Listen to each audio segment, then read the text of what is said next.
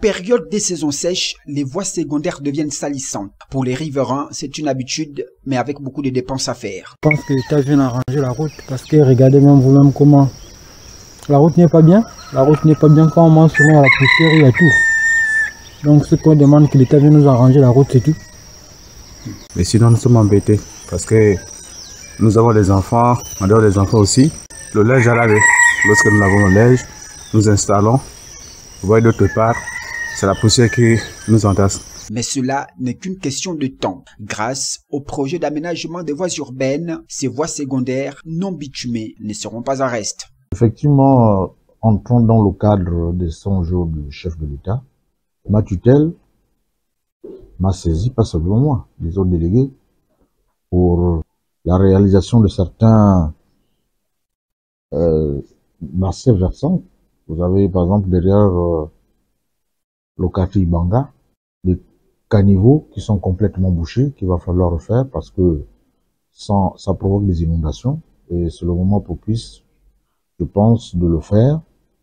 Et nous allons le réaliser en partenariat avec certaines entreprises locales qui vont être retenues. Et nous attendons là une réunion de travail pour fixer les uns les autres et envoyer les conclusions de ces travaux-là à l'autorité ministérielle de manière à ce que des décisions soient prises là-bas.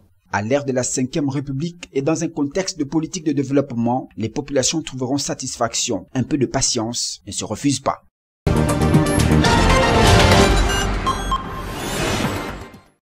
Plus de 11 ans que cette route n'avait plus connu un tel essor. Grâce aux autorités de la 5e République, la voie qui mène à l'établissement secondaire de l'Alliance chrétienne est désormais ouverte. Fini les inondations, fini les retards des élèves, l'heure était la reconstruction de notre pays, la route en particulier. C'était difficile. Pendant 11 à 12 ans, l'établissement a eu du mal parce que aussi bien les élèves que leurs parents, les autorités, les partenaires même, avaient du mal à y aller. Nous passions pratiquement la majeure partie de notre parcours les pieds dans la boue. Et il a fallu l'avènement de la 5e République, l'avènement à qui nous donnons un grand merci parce que honnêtement, cette route va permettre à l'établissement de ne plus mourir parce que c'était difficile et c'est pourquoi nous tenons à le remercier, à lui dire merci Papa Oligui, merci infiniment. Alors que l'on s'approche de la rentrée des classes, cette voie située en plein cœur du quartier Pola facilitera désormais l'accès des taxis et des bus affectés par le chef de l'État pour le transport des élèves.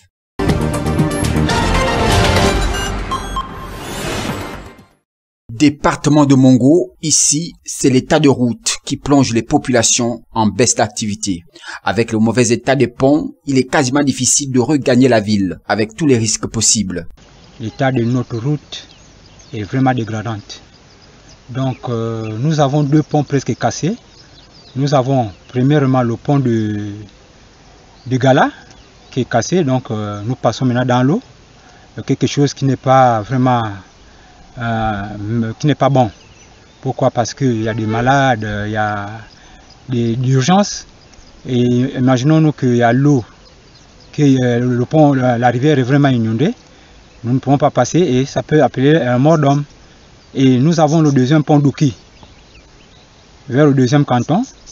Le pont par le bas est cassé, le béton est déjà dans l'eau et les véhicules passent rien que sur les longrines qui sont où ils ont mis les madriers et la planche. Et lorsque les gros camions passent, le pont aussi bouge. Et la dégradation aussi de la route. Lorsque nous partons de Tchibanga jusqu'à la commune, c'est vraiment pénible. Vous-même, vous avez bien vu, même ne fût-ce que pour les croisements avec des motos ou des petites voitures, c'est des problèmes. Combien de fois les camions? Donc vous êtes passé, en tout cas tout le long de la route, vous avez vu le souci des ponts. Les ponts sont vraiment détériorés et pour passer par là, il faut forcément passer dans l'eau. Et quand il a plu, c'est ainsi que Vraiment, c'est vraiment une difficulté. Vivement que des solutions soient trouvées pour booster l'économie dans cette partie de la province.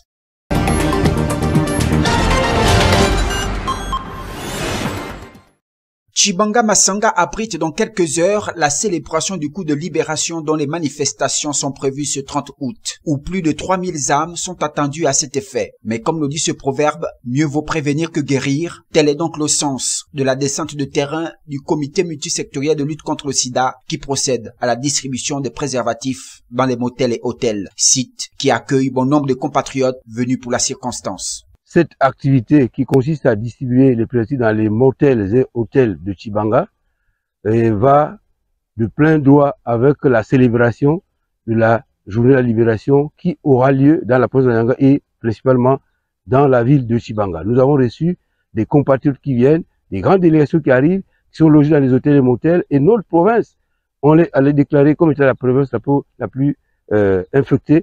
Alors nous avons donc pensé qu'il faut prévenir que guérir et donc mettre à disposition de toutes les délégations les préservatifs de façon à ce que quand ils viennent, qu'ils se protègent et qu'ils repartent sains et saufs tels qu'ils sont venus en bonne santé.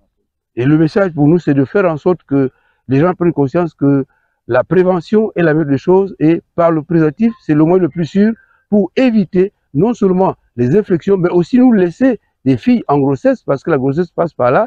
Donc le message, c'est de faire en sorte que tout le monde prenne conscience de la promotion du préservatif pour lutter contre le VIH dans la Nyanga et dans le pays, le Gabon. L'objectif pour le comité multisectoriel de lutte contre le sida est de ralentir le taux de contamination, surtout dans une province qui a été déclarée la plus infectée.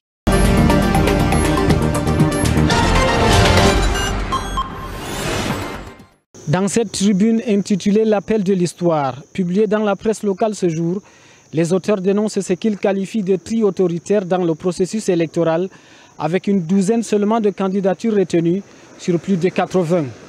Pour eux, le pouvoir actuel choisirait arbitrairement qui peut concourir, bafouant ainsi l'esprit des lois électorales. Parmi les signataires, l'avocate Alice Com, le réalisateur Jean-Pierre Bekolo et les universitaires Stéphane Akoua et Baba Wame. Ils pointent les absences répétées du président Paul Biya, candidat à sa propre succession à 92 ans. Ils estiment que cette situation place le Cameroun devant le risque d'une instabilité majeure avec un pays déjà fragilisé par les crises économiques et les fractures politiques. Mais au-delà de cette critique contre le pouvoir, la tribune appelle surtout l'opposition à dépasser ces divisions et à s'unir derrière un candidat consensuel. Elle plaide pour un projet clair de refondation nationale comprenant la réconciliation, la réforme de l'État, la limitation stricte des mandats présidentiels et la mise en place d'élections réellement transparentes. L'alternance, affirme-t-il, n'est pas un choix, mais une nécessité vitale pour le Cameroun.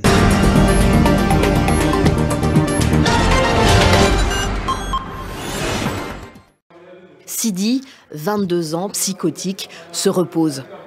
Il a eu la chance d'avoir une place dans le service de psychiatrie du Centre des spécialités de Nouakchott. C'est son père qui l'a conduit ici et qui le veille. Quand le problème de mon fils s'est manifesté, j'ai essayé de le garder à la maison, mais ça n'a pas marché.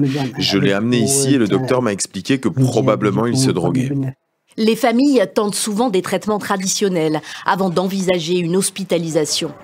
Le problème est que ce centre ne compte que 20 lits et que c'est le seul de Mauritanie. Les patients restent donc souvent peu de temps pour laisser la place à d'autres. Le docteur Abeidi a étudié à l'étranger, faute de cursus spécialisé disponible en Mauritanie, et tente de faire connaître les problématiques de santé mentale. On a besoin de faire le maximum pour distribuer le message aux autres, la sensibilisation, que les malades psychiatres, c'est pas juste des fous qu'on devait les laisser à côté. Et c'est pas juste des personnes qui vont qui n'ont pas de solution. La Mauritanie, pays de 5 millions d'habitants niché entre l'Atlantique et le Sahara, a découvert la santé mentale vers la fin des années 1970. Lorsqu'un jeune médecin, après avoir obtenu son diplôme à Dakar et fait plusieurs stages en Europe, convainc les autorités mauritaniennes de l'intérêt de cette médecine, encore inconnue chez lui. Le docteur Dia Al-Ousseinou, 83 ans, aujourd'hui retraité, est le précurseur de la discipline en Mauritanie. Il regrette que l'Afrique n'ait pas encore développé sa propre médecine psychiatrique. La psychiatrie africaine, elle est la copie conforme de la psychiatrie occidentale. Et à mon avis, c'est pas adapté. Il faut une psychiatrie beaucoup plus humaine, plus humanitaire, plus sociale. Lui, par exemple, considère que l'architecture compte beaucoup dans la prise en charge des malades. Que les services fermés, avec chacun sa chambre à l'hôpital, confinent à l'emprisonnement. Au tout début de sa pratique, il avait installé de larges tentes ouvertes à tous dans la cour de l'hôpital de Nouakchott, plus proche du mode de vie traditionnel de Mauritaniens.